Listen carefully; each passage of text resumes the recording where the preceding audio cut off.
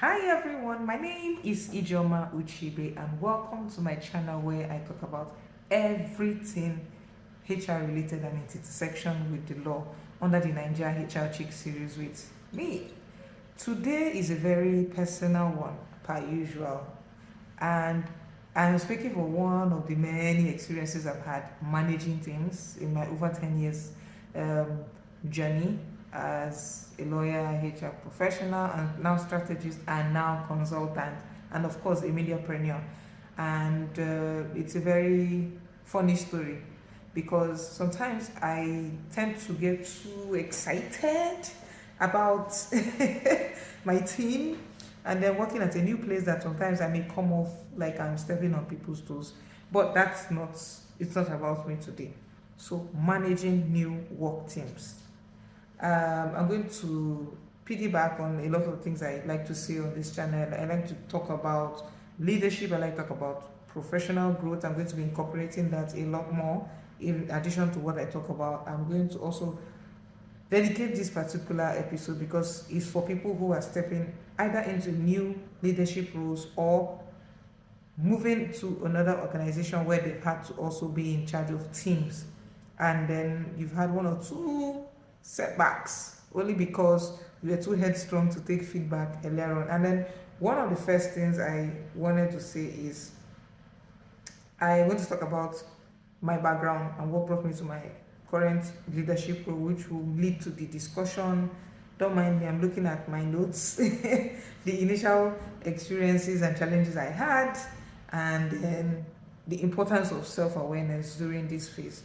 So, my very first role was, I think, at the law firm, one of the law firms I've worked at, and the challenges I faced. First thing first, if you're watching this, you need to get a leadership training. What mistakes that I think most organizations make is they assume that because you're fantastic in the role or the work that you do for the company, for the organization, there's this natural assumption that you're going to transition into a fantastic and most times effective leader.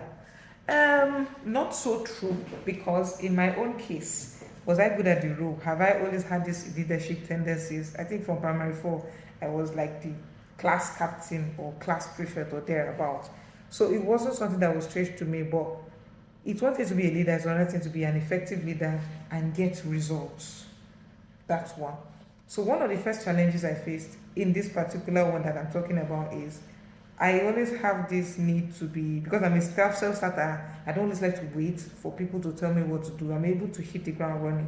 And for some odd reason, I always expect people to think that way, which is not very good because you're not even giving grace to people to fail and then catch up with you and say, okay, this is this person's leadership style.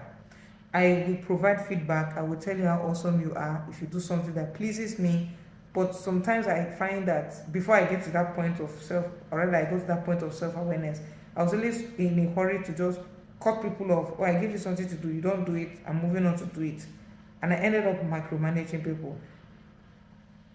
One day I'll probably talk about how I was able to save myself from micromanaging. Don't worry, I didn't get burnt out. Well, one of the first challenges I faced in that particular instance was people were fighting me. It wasn't so much that people were backbiting or saying things that they were not true about me, but you could tell that people were tired. And because I was a new leader, nobody was comfortable enough to come forward and say, oh, we don't like this style, we don't like the way you are talking to us about stuff, would appreciate if you give us, some grace to fail, to fall, and then pick up. But if you're expecting us to think like you, which was unfair on my own part. I was expecting them to be mini-me's. So that was the first challenge I got, people pushing back. And I didn't handle it so well because I thought, oh my God, you're pushing back, it means they're doing some things that you're not supposed to do and blah, blah, blah.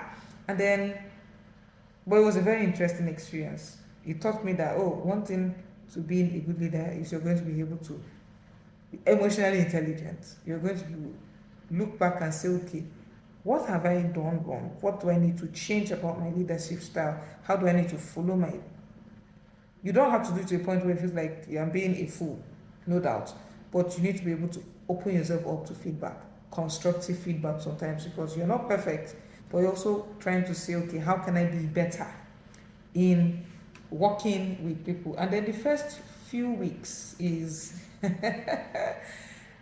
yes, I had a meeting with everybody.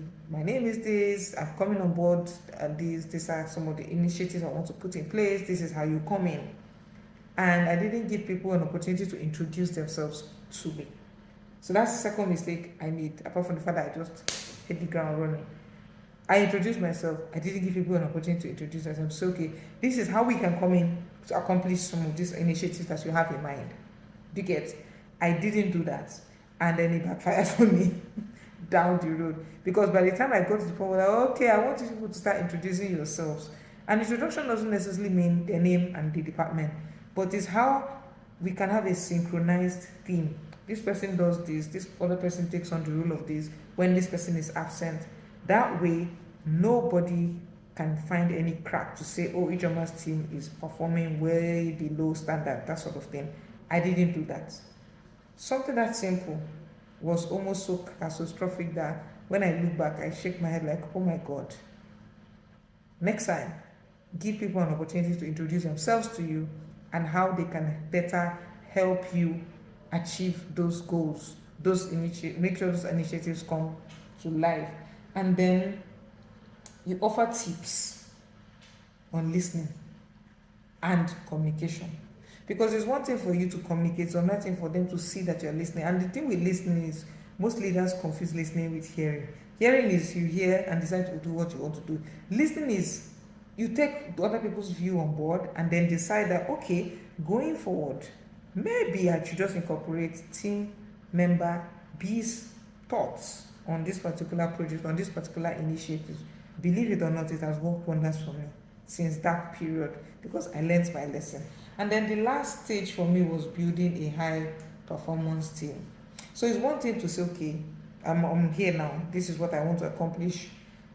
First, you have to identify their strengths. Then you have to identify the areas of improvement, and then you have to set clear expectations, performance expectations. You can't tell people that, oh, they are bringing you on board as a HR professional, and you don't give them a JD, you don't give them a KPI. So when you are having one-on-ones, for instance, they know where they stand, for instance, to say, okay, I've been told to perform these 3 tasks in 1 week. If I have any challenges, I should be able to walk into Ijeoma's office, for instance, as their leader to say, I can only accomplish task A within 3 days. This next 2, I will need an additional 3 days or an additional 1 week. But like I said about effective communication, they need to be able to be walking to your office to work with you and say, okay, this person is going to listen and understand because we've built a rapport that this and this are going to be done. And this can only happen when you have set clear performance expectations. Now, the last thing is you need to talk about the importance of a collaborative work culture. No one is an island. As much as possible, we try to make it look like you can do everything you're asking these people to do. Resist the urge to micromanage. I know it is very tempting. Once you start it, it feels like you can never stop, but resist the urge to micromanage. And then last but not importantly, okay, second to the last is there will be challenges, no doubt. I kid you not. You need to be able to see and discuss strategies for how you're going to address team dynamics when you have conflicts, so that way nobody feels like this person is a teacher's pet and this person is just there marking time or marking register. You need to highlight the importance of flexibility more than ever before in overcoming obstacles, because people just get so used to receiving instructions from team leaders, it almost feels like they cannot think. I don't like to work with team members like that, I kid you not. So I let you fail at whatever it is I've asked you to do, not because I don't love you so much, but because I know that if I am putting my eyes per se in what you're doing, I will not allow you grow. And I don't want team members like that. And then when it comes to their personal growth and leadership development, these are people that will one day be team leaders. We want to be able to look back and say, okay, this is what my experience has been like leading you. What have you learned from being members of my team?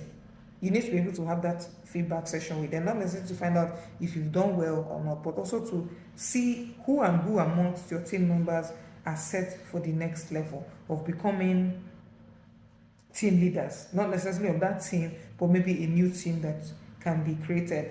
And that is where you bring in the value of seeking feedback, embracing a growth mindset, and then mentorship.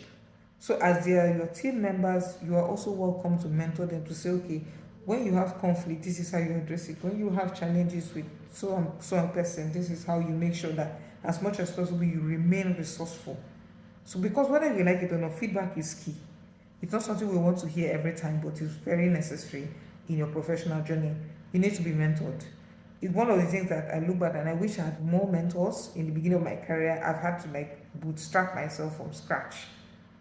That's one thing I also try not to do in my leadership style or getting people to work with me as team members. I try to see this way I can infuse a little bit of mentorship so that people know whenever they have issues in their journey professionally and personally, of course, they can come to me as their team leader.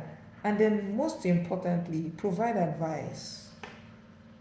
Give them a space to ask you for advice on things that doesn't necessarily have to be work. Because one thing people confuse advice as being micromanaging your team members, and that might not necessarily be so.